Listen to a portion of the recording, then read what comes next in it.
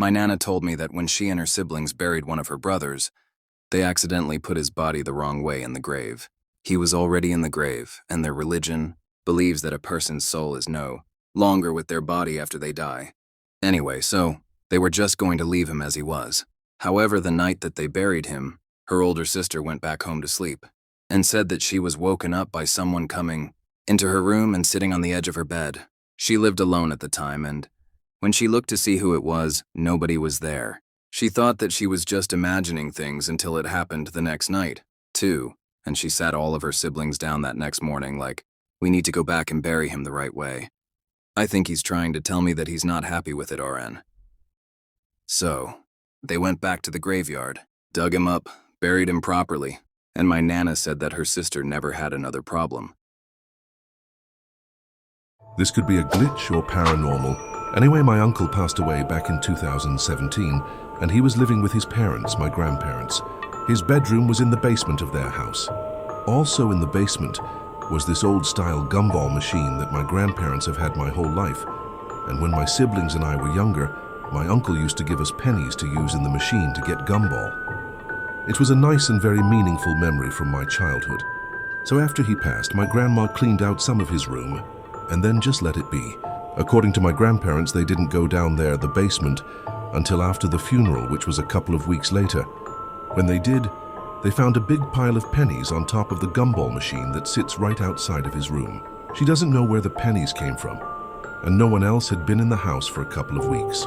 Knowing my uncle's personality, my family and I are convinced he did that in some way after passing as a goodbye. Please remember that you are loved. My friend's dad is an ex-Marine. He has been a paramedic, firefighter, and security guard. So there's practically nothing on earth that can frighten this guy. His family used to live in a very old house built in the 1800s. One day, my friend's dad was home alone, waiting for the rest of the family to get back with dinner. Now, this man is the most honest man I've ever met. There would be no reason to lie about this. He was sitting on the couch downstairs when he says he heard footsteps coming from upstairs. He walks down the main hallway and looks up to their balcony banister for the upstairs hallway. He then said that there was a shadowy figure that glided across the upstairs railing from one side to the other until it was out of view. Right after he saw the supposed apparition, he heard the loudest, most blood-curdling scream he ever heard in his life. Immediately after this scream, all of the lights in the house went out and he found himself standing in the pitch black. He then ran out to the front porch and waited for the rest of the family to return. My buddy said that when they got back, he remembers the horrified look on his dad's face. He said he had never seen that look on him and has never seen it since. 2 weeks later, they were moved out of the house and moved closer to where I live, which is how we became friends. While this story still gives me the creeps, I can't be too upset because I got my best friend out of the ordeal. I always used to see shadows for a split second, the kind everyone gets where you see something in the corner of your vision but you turn and it's gone. It only really ever happened in my dad's house in certain rooms, but I never thought much of it. Put it down to either smoking the devil's lettuce or just being tired. The bit that was odd at first was that naturally in my head I knew it as a girl. There was no indication whatsoever of it being a girl, but it was just instinct to call it a she or her. Anyway, I noticed around my birthday it would become noticeably more frequent, happening every day multiple times, and up to this point I'd never mentioned it to anybody because it had never bothered me. And again, I thought it was just my mind playing tricks on me. I eventually mentioned it to my dad one day and said something along the lines of, "Do you ever see the shadow in the corner of your eye but you turn and it's gone?" To which he just replied, "Yes." I then said, "I always see her run through the middle room towards the kitchen," and he went completely pale and said, "What do you mean her?" And this was when I realized I had no idea that it was a girl and no idea why I'd ever thought that. My dad was visibly uncomfortable at this point, which is odd for him as he doesn't really believe in this sort of stuff.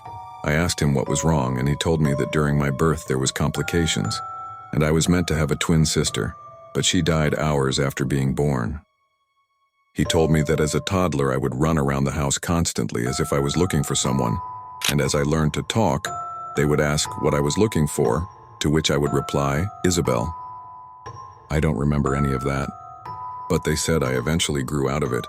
I do definitely remember always a consistent feeling that someone should be here who isn't here. I get that sounds weird, but I don't know how else to describe the feeling. It was almost like a watered-down feeling of grief. Up until the day I mentioned it to my dad, I had no idea about any of this, but after he told me, it made me remember a time as a child. I told my mother that I'd wished for a sister, and she broke down crying, but wouldn't tell me why she was so upset. It stuck in my head and never made sense until then. Something invited itself into my friend's home. I've told this story on another subreddit, but this is the one haunting experience that really freaked me out. When I was younger, I had a next-door neighbor named Lexi, and she was my best friend. Our parents would go on trips on motorcycles with each other, and we would camp out at one of our houses until they came back. It was normal for us. We never had any paranormal events prior to this specific night. We were sitting in bedroom talking and doing what we normally did. We saw a bright light through her window, followed with the sound of motorcycles pulling onto the gravel driveway.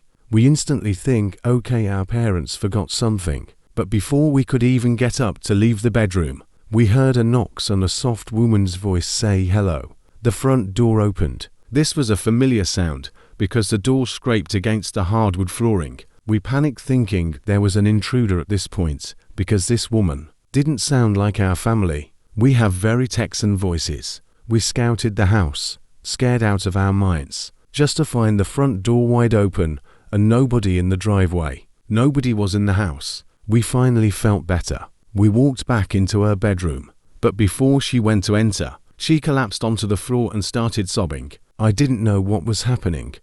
I was scared, and she told me something as tall as the door frame was standing in her parents' room. After our parents returned, her family continued to have paranormal activity in their house.